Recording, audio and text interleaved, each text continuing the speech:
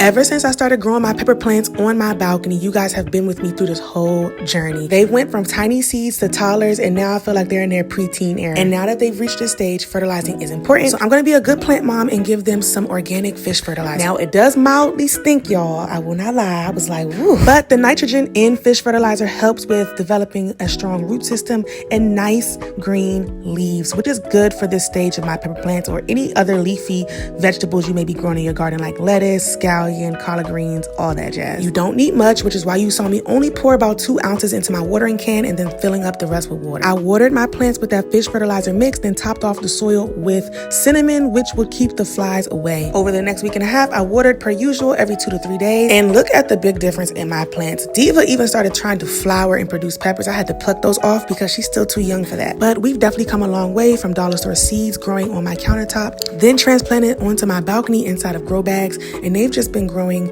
beautifully. I can't wait to see in the next couple weeks the development that they have, but so far, you should be proud, aunties and uncles. Of course, I'll keep you guys updated on the next stage of their growth. And again, just because you live in an apartment does not mean you can't grow your own food. All right, y'all, bye.